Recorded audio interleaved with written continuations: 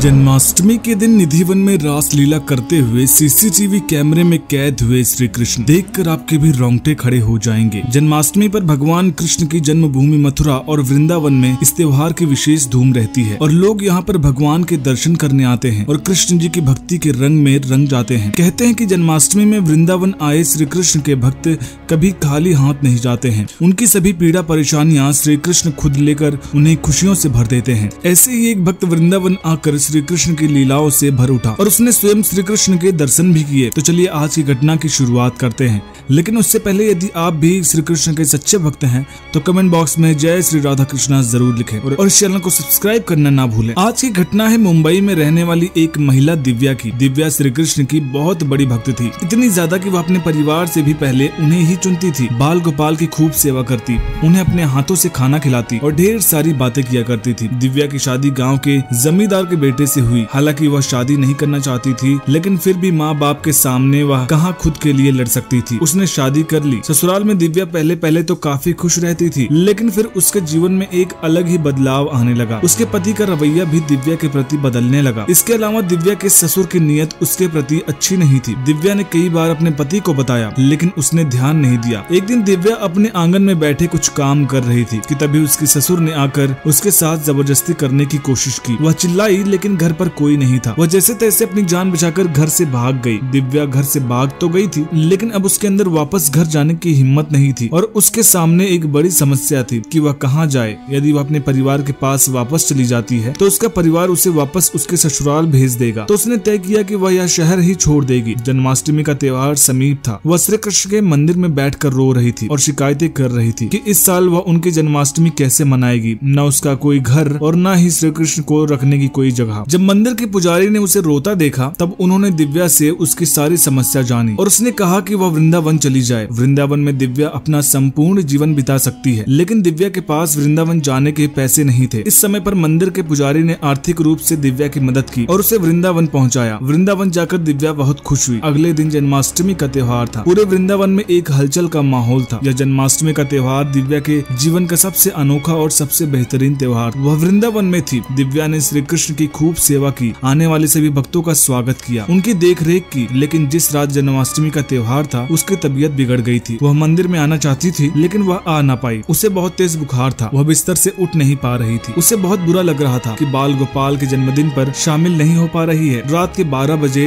जब बाल गोपाल का जन्म हुआ तो पूरे वृंदावन में हलचल मच गई। दिव्या अपने कमरे में लेटी लेटी सब सुन रही थी, लेकिन उसमें हिम्मत ना थी कि वह उठकर श्री कृष्ण के दर्शन करे। कि सहसा उसके हाथ पांव में हलचल होने लगी। उसने उठने का प्रयास किया। उसका शरीर कांप रहा था, लेकिन जबरदस्ती वह उठी और चलते चलते निधिवन पहुंच गई। निधिवन में जाते ही उसने देखा कि एक छोटा सा बच्चा एक डोलची में लेटा हुआ है और बहुत देर से रो रहा है। वह तुरंत भागकर उसके पास गई और उसे चुप कराने लगी। उसे कुछ करने लगी और खूब प्यार करने लगी। उसे अपनी गोद में उठाकर उनसे बातें करने लगी कि तभी उसने देखा कि एक लड़का हाथ में बांसुरी लिए सर पर मोर पंख लगाए गोपियों के संग रास लीला कर रहा था। यह दृश्य देखकर तो दिव्या की बिगड़ी हालत ऐसे सुधर गई कि जैसे उसे कोई बीमारी ही ना थी। वह दौड़ते हुए श्री कृष्ण के चरणों में गिर गई और उनसे आशीर्वाद मांगने लगी। यह सभी घटनाएं निधिवन के बाहर लगे सीसीटीवी कैमरे में रिकॉर्ड होने लगी। यह दृश्य देखकर वृंदावन में जन्माष्टमी के दिन आए सभी भक्त मंत्र मुग्ध हो गए। दिव्या का जीवन तो उसी दिन से ही बदल चुका था। उसे श्री कृष्ण का आशीर्वाद प्राप्त हो चुका था। वृंदावन में आए सभी भक्तों को भी श्री कृष्ण की लीला देखने को मिली और उन्हें भी आशीर्वाद मिल गया। दोस्तों, ये वीडियो कैसी लगी कमेंट बॉक्स में जरूर बताएं। वीडियो पसंद आए तो वीडियो को लाइक करें, शेयर करें और चैनल को सब्सक्राइब करना मत भूलें। जय श्री कृष्ण।